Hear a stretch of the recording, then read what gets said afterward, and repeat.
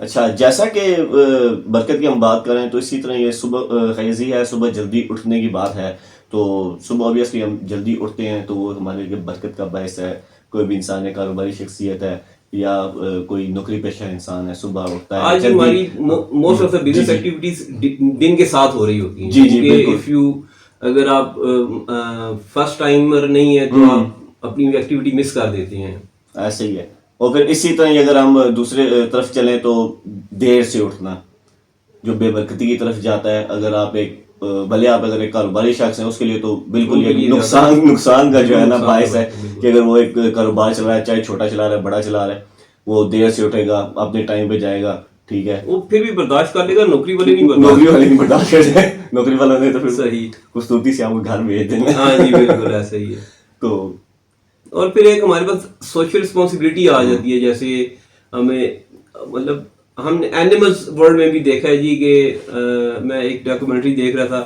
مطلب ہاتھی جیسے جانور یا دوسرے جانور وہ باقاعدہ فیملی سسٹم میں رہ رہے ہوتے ہیں.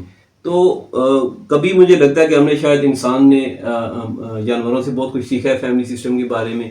بہرحال جب ہم بات کرتے ہیں اسپیشلی ریلیجن کو انوالو کر کے تو ہمیں لگتا ہے جی کہ رشتہ داروں کے بہت سارے حقوق ہمیں مذہب سکھلاتا ہے. صرف اسلام ہی نہیں، اسلام سے پہلے کے مذہب بھی سکھا رہے تھے.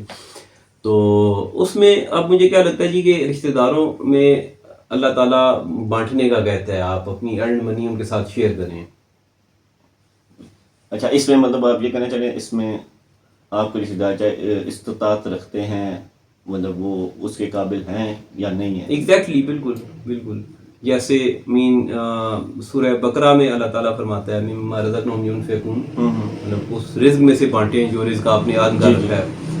اور اب اسی کی کنٹینیوٹی میں نا اب ہم جب فیملی سٹرکچر کی بات کریں گے تو برکت اور بے برکتی، جیسے ہمارا فیملی سٹرکچر شروع ہوتا ہے ایک شادی کے بانڈ سے. میاں بیوی ہیں اور ان کا نکاح ہوتا ہے جس کو ہم سوشلی سیلیبریٹ کرتے ہیں، اناؤنس کرتے ہیں. دو کام کرتے ہیں اس کی ریکگنیشن کے لیے اور اس کی ویلیڈیٹی کے لیے، ویلیڈیشن کے لیے. تو ان میں اب ناچاکی ہو گئی ہے، بے برکتی ہو گئی ہے.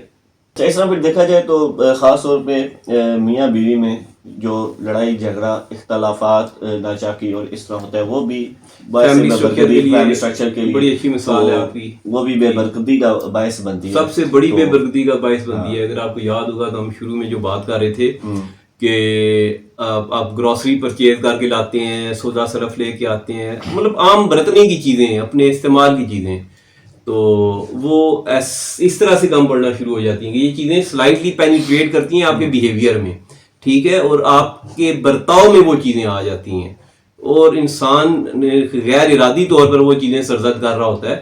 اور اس کے بعد وہ جب کیلکولیشن کرنے کے لیے بیٹھتا ہے اور وہ کہتا ہے کہ میں نے یہ چیز اتنی ارن کی تھی، اتنی رہ گئی، اور یہ چیز کہاں گئی. اینی ویز اس کے ساتھ جو ایک بڑی امپورٹنٹ چیز اٹیچڈ ہے وہ بھی ہم تھوڑی بہت ڈسکس کر چکے ہیں، حصول مال، یعنی کہ ایک آپ کا جو سورس آف انکم ہے، سورس آف ارننگ ہے. تو ایک بندہ جو حلال مال ایک چسکا ہے، ایک لذت ہے، ایک اس میں عجیب طرح کی ایک اٹریکشن ہے، فیسینیشن ہے جو بندہ حرام اور حلال دونوں میں، کہ جس بندے کو پرائمریلی حلال کمانے کا چسکا ہے اور جس بندے کو حرام کمانے کا چسکا ہے، تو لوگ آہستہ آہستہ سلپ ہوتے ہوتے ہوتے ہوتے غلط طریقے سے مال کمانا شروع کرتے ہیں. لیکن وہ اس قدر سخت گرفت کرتا ہے آپ کے دل کو کہ آپ کے پاس جب حلال طریقے سے کمانے کا ذریعہ آتا بھی ہے تو آپ سے اسکپ کر دیتے ہیں. You have been associated with the main industry, یہ جو ہماری مطلب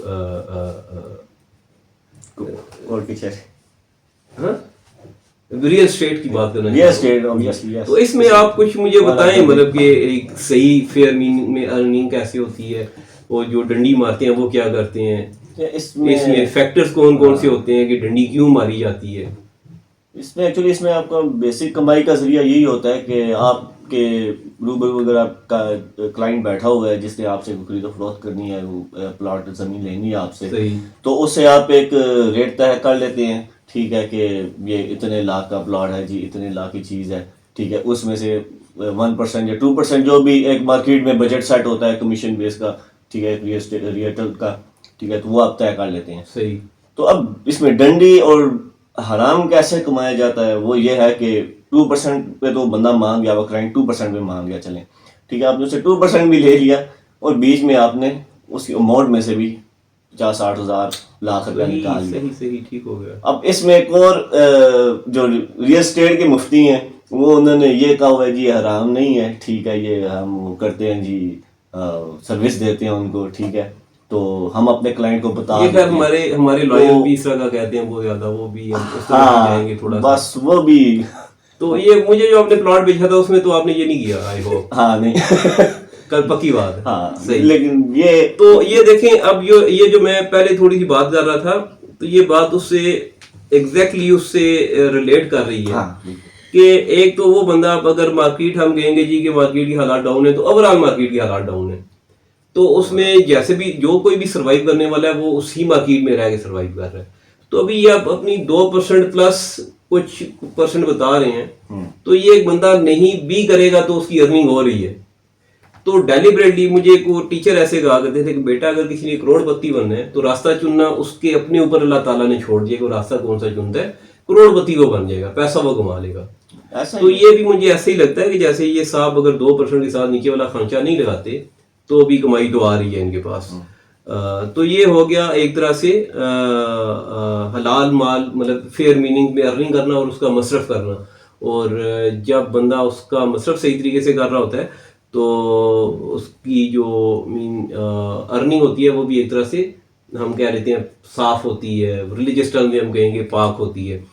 تو اس کے بالکل سملر ایک جو مجھے بات ذہن میں آ رہی ہے, دیٹ از ناپ تول میں کمی کرنا, کمی بیشی کرنا, وہ بھی اسی طرح کا ایک مسئلہ آ جاتا ہے کہ آپ اپیرنٹلی تو چیزیں بالکل برابر بیچ رہے ہیں, مطلب کلو کے باٹ میں کلو کی چیز بک رہی ہے. جیسے ہمارے سونار حضرات ہیں, وہ کبھی بھی تول کے سونا نہیں بیچ سکتے. پہلی بات یہ ہے کہ 0.001% کسی 0.0001% کسی بندے کو پتا ہوگا کہ وہ سونا جو خرید رہا ہے وہ ویٹ میں کتنا ہے بھی ہے کہ نہیں ہے, اس میں ملاوٹ ہے, مطلب ڈیفینیٹلی ہوتی ہے ملاوٹ, تو ملاوٹ کے بغیر خالص چیز نہیں مل سکتی آپ کو. پھر اس کے اوپر جب وہ واپسی کر رہے ہوتے ہیں تو بھی اس کے اوپر ایک طرح کی الگ کاٹ کے چکر میں وہ کوئی 30% up to 30% ریڈکشن کر رہے ہوتے ہیں. اب ریئل اسٹیٹ میں نا, اب اس میں 2 طریقہ کار ہیں کہ اب میں ریئل اسٹیٹ کا بندہ ہوں, آپ میرے کلائنٹ ہیں, جس سے میں نے چیز لے کے دینی ہے وہ بھی میرا کلائنٹ ہے.